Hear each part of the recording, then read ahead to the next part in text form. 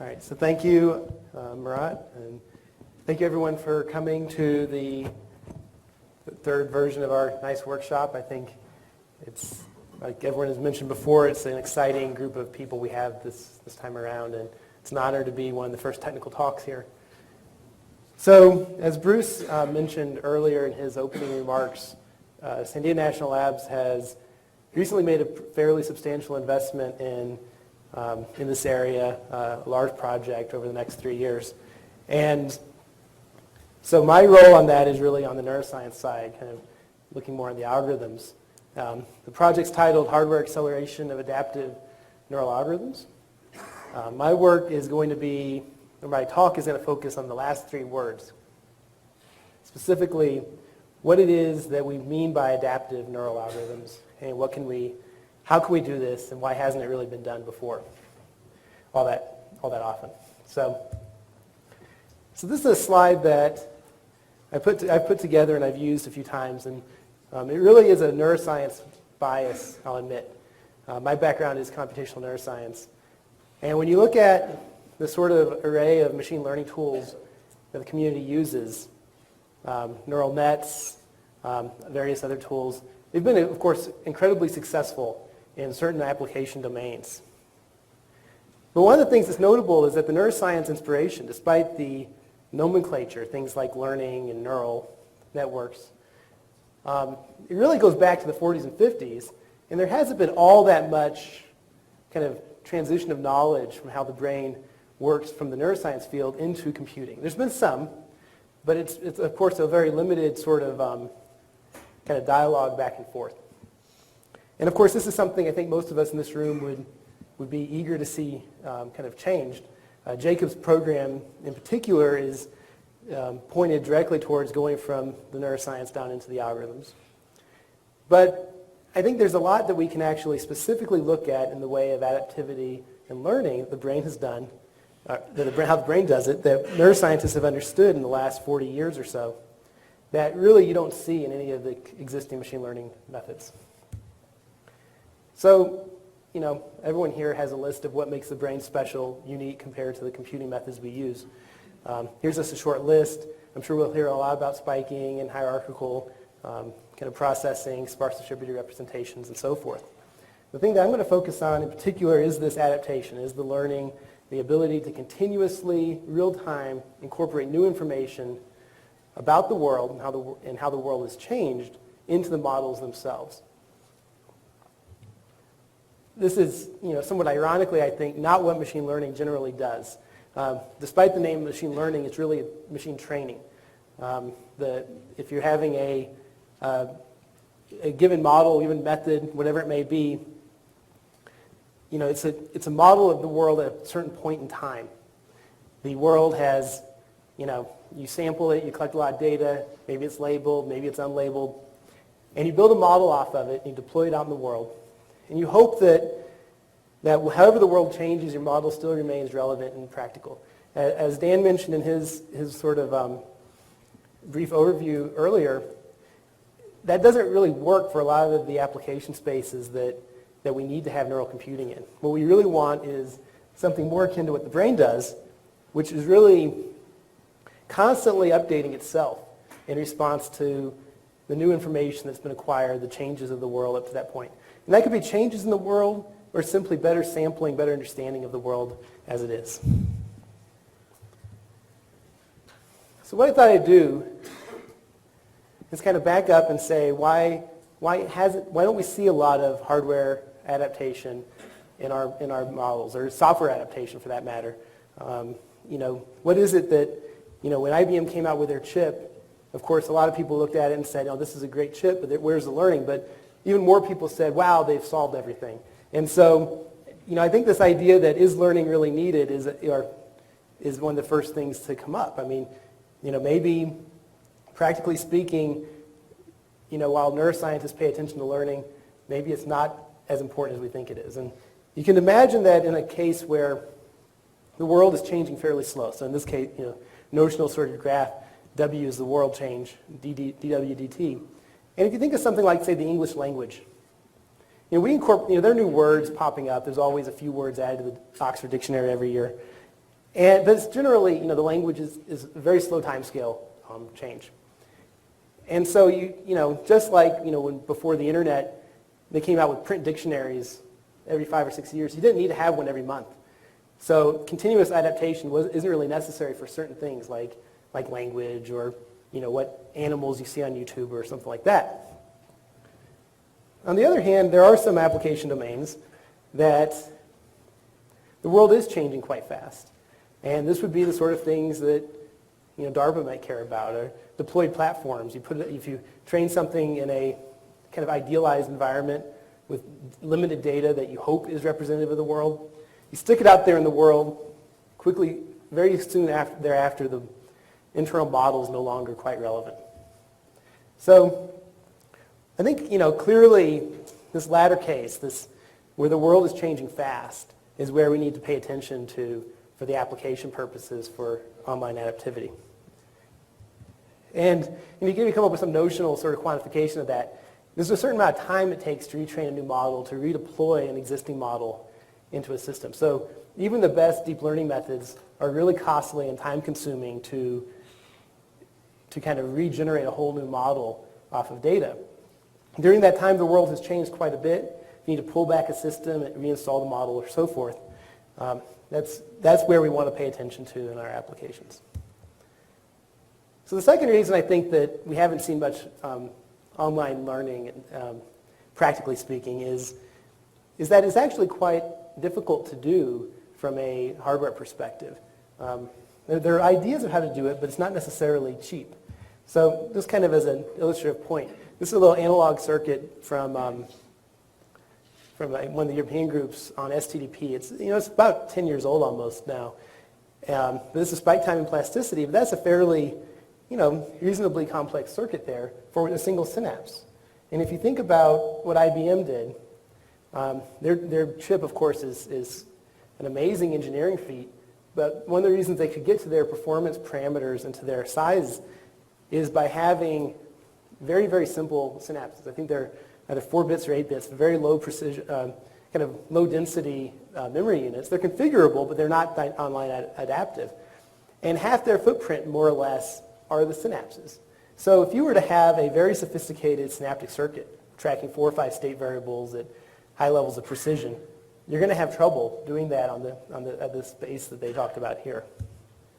So this, of course, is why a number of you here are interested in memristors, other sort of resistive memory switches, spin torque systems, whatever novel devices we may care about. And one of the reasons is you can actually get up to the densities necessary to do online learning in a practical way. Now, the problem with that is these are fairly new technologies. We've had transistors, kind of CMOS, devices. We understand them. They've been around for 50 or 60 years. These things are a lot noisier. They're a lot, more raw. But they have a lot of promise. However, I guess the big reason, as a neuroscientist, it's kind of algorithms guy, I can blame the application to the hardware, but really the reason is I don't think we know what to do with it. That practically speaking, how do we implement online adaptivity real time is a major algorithms challenge that hasn't really been, I think, solved very well. So why is that? I think there are a few reasons. I'll talk about how the brain is complex in this nature, but just from an algorithm's point of view, if you think of what neural network training is, you're searching some landscape for a set of parameters that is adequate for performing at a certain level of precision, of accuracy on your training sets. So you do some backprop or some other sort of gradient descent-like method, or maybe some other method, and you find a place in this landscape that looks good. It gives you performance that on your training data that's labeled of what you want to see. So online learning, adaptivity, really means that the world is changing. You don't know how it's going to change, but you know that landscape is going to shift in some meaningful way. And that the position you're at in parameter space, weight space for your synapses or whatever, is no longer adequate. But you need to somehow be able to get from this little kind of where you've trained up before here, get down to one of these new points. But you don't know how that landscape shifts, so you can't build that into your original learning. And we don't necessarily know how to do that easily unless we just retrain it all together. So this is kind of illustrative perspective of why it is online learning, I think from an algorithm's point of view, is actually quite difficult. From an inspiration point of view, I think you can look at the list of learning rules. Many of these are more for training as opposed to online learning, of course. But if you look at, they're quite variable, and they can actually be incredibly complex. So my favorite STDP rule when I do numerical simulations of neural systems is from Claudia Klopath and Gershner, about 5 years old now. And it's a 5-differential equation model for STDP, for a synapse. And there are a lot of parameters in this model, and it can do whatever you want, but in a lot of ways. But that makes programming and implementing in hardware and understanding from a functional point of view quite challenging. So what I thought I would do here is actually just step back and say, from the neuroscience point of view, can we look at a particular kind of perspective and come up with a solution? Is there a path by looking at how the brain does this that we can use? So what I'm going to talk about is going to be biased by my past research over the past, 10 years or so, and looking at a particular example. But I think that the principles are somewhat general that we can apply to any given learning problem we may care about. So the first point I wanted to make is that learning in the brain is what it needs to be for wherever it is. So there's not one learning rule that's in one learning rate applied to everything that the brain does. In fact, if you look at the kind of neural structure, every different part of the brain seems to have a slightly different way of using learning real time to accomplish its tasks. So here's just kind of a schematic of kind of sensory processing here, where you have a number of different sensory modalities: vision, auditory system, olfactory system. These are all mostly cortical processing after one or two precortical regions. So you go through the cortex and kind of hierarchical building of assembly of higher level features, and that moves into the hippocampus region, where medial temporal lobe, internal cortex, hippocampus, where these high level features get combined into memories. The learning throughout this process can be quite different. There's no reason you would expect the learning at the early levels of the system to be the same as you'd have for one-shot learning in the hippocampus. One way to think about that is, if you look at, say, kind of a hierarchical map of cortex, kind of going from the very low-level features, things like, raw pixels and center on, center off, to orientation columns and so forth. Those very early features are highly general. They're highly, robust to any novelty you may encounter. In our lives, we really don't experience new colors very often. You might encounter a new animal you've never seen before, but the kind of low-level shapes and the edges and so forth are about the same. So, if you have a network that's doing visual processing, the low-level features and the high-level features for something you've experienced, of course, this propagates up. You can think of this like deep learning as well. But if you go to a different domain, you go to something that's not an animal, airplanes, right? That they're kind of a new thing introduced into our society in the last 150 years or so, 100 years really. So the airplane, the low-level features are going to be the same ones that were useful for the animals, right? Edges, the colors. There's no reason to believe that you need high levels of plasticity in the early visual cortex. But as you go higher up, you go deep into the brain, this would be high levels of visual cortex, object processing regions, or temporal lobe areas. You might actually no longer have the capacity to represent these things the same way as you did before. So what this would suggest is that you need a different type of learning deep in the cortex as compared to early in the cortex. That's an application-dependent use of the learning. Likewise, if you look at what the brain really uses for its learning, it's day-to-day training and acquisition of information. They're specialized structures. The cortex is not really that active learner that sometimes people make it out to be. Really, the hippocampus and the striatum are the learning systems of the brain. And these are very well understood areas. In particular, the hippocampus has been probably one of the most heavily studied areas of the brain for the last 50 years or so.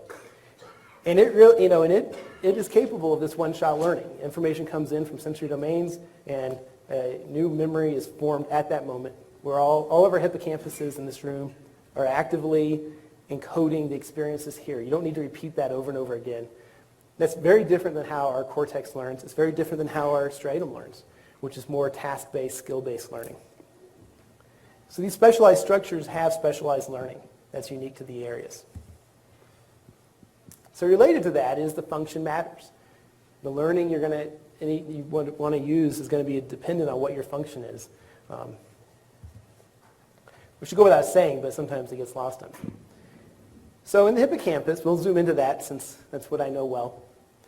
The hippocampus is comprised of 3 or 4 different major subregions, dentate gyrus, CA3, and CA1. And there are some fairly well-established theories behind how these regions operate together during episodic memory formation. Generally, the idea is that the actual memory attractors, where you have a recurrent network of recurrently connected neurons in the CA3, bind together new information whenever you have a new set of inputs come in. They get bound together in the CA3 to form a new memory. It's able to do this because the dentate gyrus region, which is kind of right upstream, has a balance between maximizing the number of neurons to be used for that memory as well as minimizing the interference between those memories. So what you really want to do is make as informative, as big of a memory as possible with as little interference between memories as possible. So it's kind of an two-dimensional optimization process that the dentate gyrus is using. So it needs to create a sparse code that's orthogonal, but also maximizes information in response to both familiar and novel inputs. So one of the things that we looked at several years ago when talking about how the dentate would do this is the process of neurogenesis and kind of guaranteeing a minimal level of information encoding. So if you think about this sort of kind of sparse, high information content drive that the dentate has to have for hippocampus function, if you look on the right where you have the mature neurons there, you can get by with having a lot of very tightly tuned, high information, sparsely active neurons. So a neuron that only is active to the yellow diamond, or a neuron that's only active to the purple half circle. And those neurons, if they are active, your downstream CA3 region is going to form a memory of there was a yellow diamond with the purple half circle. And it's going to be highly specific, highly informative, and very low interference with something that's not yellow diamond and half circle. The issue that you have is what happens when you have novelty. What happens when the world has evolved and changed to a certain point that does not allow you to use your old neurons as often as well as you like. And this was the kind of the theory that came out of the neurogenesis work, which is that the young neurons in this system are broadly tuned. They are individually pretty poor at sparse coding, at high information representations. Individually, they don't tell you all that much about what's going on. But as an ensemble, to get to kind of the idea that you need to look at a lot of neurons to understand what's going on, the young neurons can convey the information needed to form the memory. It just comes a little bit at the expense of the low interference. So the sort of mixed coding scheme that we would hypothesize that dentate gyrus it becomes a very powerful way of walking this optimization demand.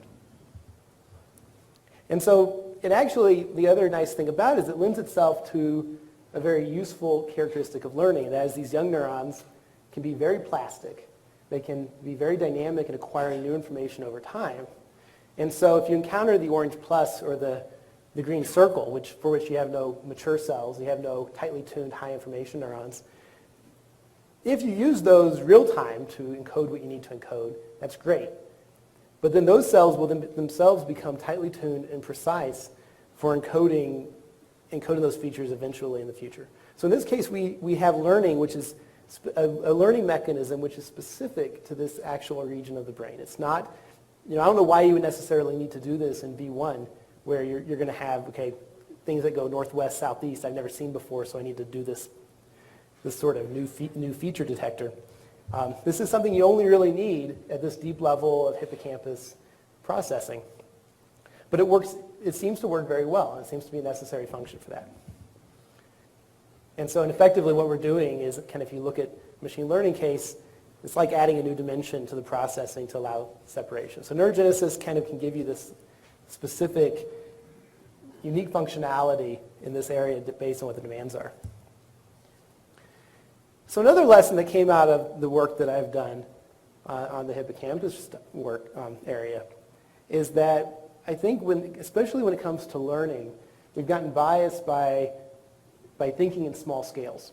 So it's often easy to think about, I'm going to have a play model. I even drew one up there earlier of a few dozen neurons, and let's build a little tractor and do some separation or so forth.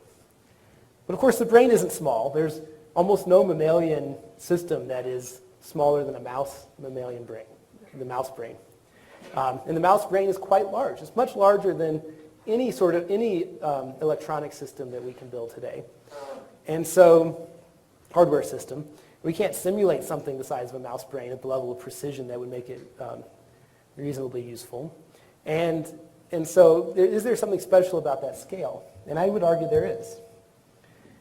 So, if you look at what the statistics are of a simple neuron, this is about as simple a neuron as I can feel like I can get away with. And that is you just have a kind of integrate and fire type or binary threshold filter. If enough inputs come in and it passes a certain threshold, the cell's going to fire. If not, it doesn't. There's no real dynamics here. This would just be a simple example. If you have greater than 20% or 30% or whatever of your inputs, the cell's going to fire. So if you look at statistically how often that cell is going to fire by pure chance, if you only have 200 synapses on that cell, this is I think to a hardware people might be a lot of synapses, but to a neuroscientist it's very few. So this is probably 10% the size of a normal neuron or less. And if you just say I'm going to have a threshold, it's going to be 25% or 50 of my synapses are necessary to fire. But on average, my inputs are only active 20%. So on average, this cell should not be active very often. By chance, just in the same way you might win at the casino for, if you play 3 hands of blackjack or whatever, by chance, a small sample size effect, you're going to hit that 25% of your sampled population being active, even if the overall population is only active 20%. It's kind of binomial statistics thing. On the other hand, if you go to the number of synapses that biological neurons actually have, in the thousands, up to 10,000 synapses, the odds that you're going to get 500 active synapses firing if you have 2,000 is much lower than you're going to get that same thing happening by chance at 200. It's a dramatic effect of scale here. And we actually see that this, if you look at the sort of model I showed earlier with the neurogenesis, the new neurons and the young and mature neurons, which are like small network neurons and large network neurons, you actually see this effect come true, that the only things that can drive your mature cells, your very large neurons, are the things they've learned to fire to in the past. They don't respond to noise. And that gives a very high signal-to-noise ratio, and then it allows the learning to be focused specifically on these young, low synapse neurons. And so the point of this is, there's a neurogenesis story here. I think it's an interesting story about how young neurons function. But it also, I think, applies to, broadly speaking, in neural computation. If you're going to have the ability to respond to noise and the ability to learn novel information are highly related concepts. And the scale of your system actually starts to affect your noise sensitivity and your ability to respond to noise in the system. So there's another point I think that's worth making, and that is that, unlike backprop and many machine learning methods, the learning is itself a very local thing in biological systems. An individual synapse does not have full knowledge of the overall model. That should be obvious, and I think it's probably increasingly appreciated among people building hardware in particular. But then, of course, regulation could be global. So if you look at what STDP is, STDP is effectively moving synapses from kind of a weak category to a strong category.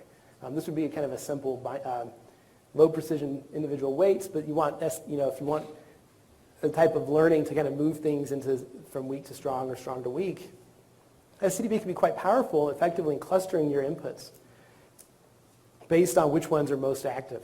So if there's a set of neurons that drive that cell to fire, and the colors don't seem to be coming out too great on this, but let's say, if there's a set of strong neurons on that case, strong synapses that when they're coactive, that drives the cell to fire. So this is kind of the yellow diamond case.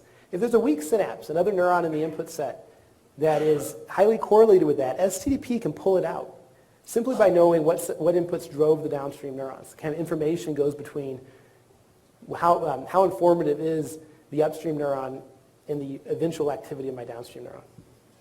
And so this sort of very local learning rule, what STDP can be quite powerful if thought of not in the case of a single pair of neurons, but rather how the ensemble of neurons kind of drives the downstream neuron, and how the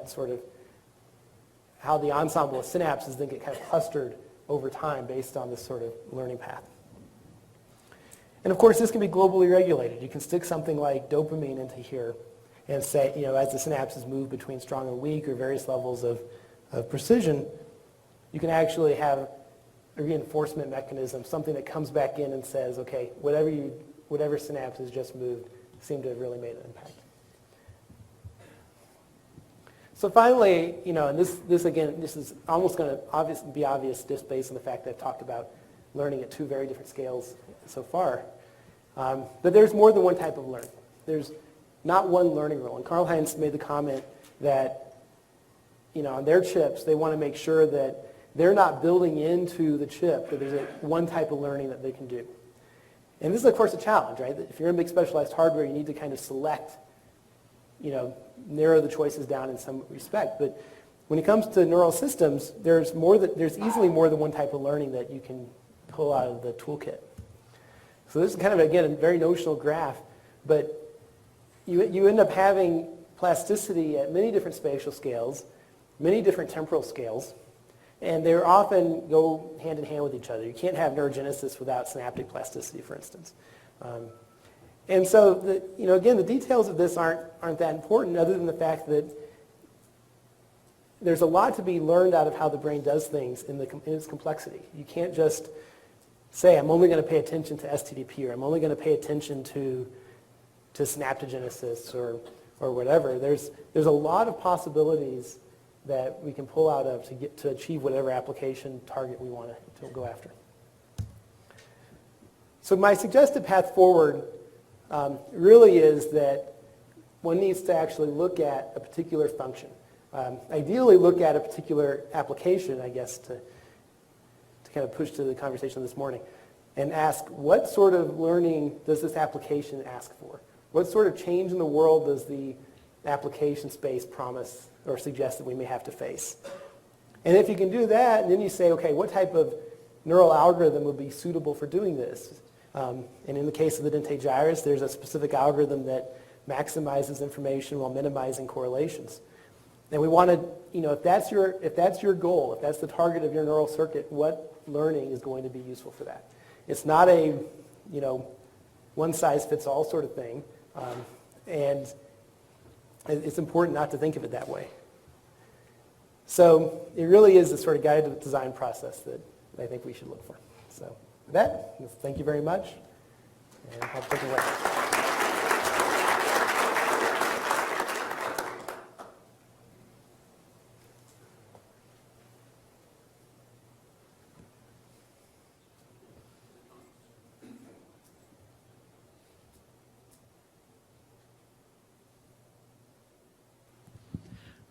I'm Shabani from Google Quantum AI Lab. So I'm kind of doing quantum computing. I'm an outsider, but I want to understand, when we talk about the learning and implementing that on a neuromorphic chip, are we talking about the kind of auto-learning, or because like the standard like neural computing, like deep learning, we have the algorithm for training those networks. So when we want to build a chip like the one that IBM has built, is it we have a circuit to implement that algorithm, or because in the brain probably it's not like that. We don't have a unit for that training. Everything is automatic. So what's your comment on that? So I guess in both the IBM case and generally what people do with deep learning is you're going to invest a lot of resources, usually in conventional computing, usually on, say, GPU arrays or whatever, to do the training, the sort of building the initial model. And then, I think of the IBM chip almost like an FPGA. You're going to configure the synapses on the chip to be whatever that model is, and that's what it is. There's no internal learning and kind of inline processing. And that, of course, is not what the brain does. We're not plugging in to kind of download the latest model, or maybe with our laptops at night we do. But generally, I think our brains constantly learn, but that learning can be different at different parts of the brain. So you might so one possibility, for instance, to speculate out long term. Let's say that for visual processing, you don't need very much learning, like I had mentioned earlier, like low-level features. So you may not want a chip that has, you might prefer a chip that has high-density synapses, high-density neural representations, but very little learning in there. And then, or no learning at all, that's configurable. Then you have another chip off to the side, a hippocampus chip of sorts, that itself may be lower density features, but it's capable of learning dynamically in real time. And then that slowly, in the way that our hippocampus slowly updates our cortical models, your hippocampus chip can slowly update your IBM True North chip or whatever other chip. So I don't know if that addresses. Well, I'm more curious at how much is known about the more abstract theory of this auto-learning. So you have, as a neuroscientist, you have intuition of how learning it happens. So Yeah. is it like very well defined that we can implement that auto-learning technique to train a neural network, or still there's a big gap in that? I think there's a big gap. People have characterized learning in neuroscience as a mechanism, the kind of mechanisms behind the learning. I think what's missing, and what I was am hoping to develop, needs to be developed near term, is kind of a theory of online learning, a theory of adaptation that is kind of complementary to the theory of training and the theory of kind of statistical fitting that we use for machine learning today. I don't think, neuroscience isn't concerned with making some general overarching theory of learning. They're concerned with the mechanisms of learning. And it's up to this community, for instance, to come up with that sort of integrated theory of computing adaptivity. As a neuroscientist, there's a very different question that I'd like to ask, which is, what you showed is a lot of modeling results. So I'd be interested to which data does the model explain, what proportion of the variance does it explain, and how well does it generalize to other situations? So in the case of the neurogenesis work, so neurogenesis is somewhat of a neat example, I think, because it's only been appreciated from an experimental side for the last 15 or 20 years. Most of the modeling work I did prior to coming to Sandia was in an experimental lab, so I had the fortunate advantage of having colleagues who would test a lot of these things. So, we certainly haven't closed the loop in that the model explains everything you see biologically and vice versa. But quite a bit of the results when it comes to some of the broad tuning of the cells and the time courses of those neurons, we have ended up seeing in the biological system. I don't know if that gets to your question, but on the neurogenesis side, I think I'm satisfied with how, as we've scaled up to population level measurements of neurogenesis, we're starting to see that some of these model-based hypotheses are starting to hold true on the experimental data. Gary Marcus, NYU. I come from a cognitive science perspective rather than a neuroscience perspective, though I'll try to say something about neuroscience later today. I was puzzled. I think you said something like cortex isn't an active learner. Did I catch that right? I'd say that relative to the hippocampus, it's So a little slower timescale learner. That's probably a better way. So let me put an alternative idea forward, which is maybe cortex does a lot of very fast dynamic learning, but it's a different kind of learning than most people are looking at. So what I have in mind, for example, is in understanding a discourse. So as I say a set of sentences, you put together a set of ideas, you try to reconstruct what my assumptions are, how they relate to our common ground, and so forth. Some of that could be going on in the hippocampus. I wouldn't be surprised, but it could be that there's some kind of a different kind of learning from fine-tuning one parameter with respect to a low-level feature detector, where you're online constructing representations, syntax of sentences, semantics of sentences. It might be the same thing in vision. So you're constructing a notion of what the objects are in the room. So when you see something else, you're doing it relative to those representations. Is it plausible that the lights are falling down from the ceiling? Were there any lights in the ceiling, and so forth? So you have some ongoing representation of the world around you. Maybe hippocampus is part of that, but I bet the cortex is too, in a way that we just don't have a handle on. So I agree. What I think that, and to be fair, maybe if you go to this graph here, What I don't have there, which I think relates to what you're talking about, is that brains store information dynamically, in a sense. So the cortical circuit seems to be uniquely well structured to kind of store within the sort of high-dimensional dynamics a lot of different information and start doing processing on that without necessarily having to write it into synapses in the way that we typically think of learning. I don't know if that gets to what your thought, what you're trying to get at. I think it does in part. I mean, I always think of Randy Gallistell's line about whether or not we even understand short-term memory at the moment. So we have a lot of mechanisms that are about learning things on many trials. But when you parse a single sentence, you're doing a lot of short-term binding. Not perfectly, but you're doing, at least I would say you're doing a lot of short-term binding. You're connecting that to other kinds of knowledge. I don't know exactly where that takes place. I wish I did. But it's like a qualitatively different thing from building an association over many trials. And certainly if you look at hippocampus lesion patients, HM for instance. Still talk. They can still talk, they can have a conversation, they can hold, I don't know how many seconds worth of information kind of in a short-term store. They just lack that intermediate. That's area. right. So there's certainly something, I don't mean to diminish what cortex is doing. I think clearly it's amazingly sophisticated in its ability to represent information. That might be the divide between the kind of models that we have now, hierarchical feature detection that can tune a little bit to particular stimuli and the kind of stuff that we do in higher level cognition. Definitely, yeah.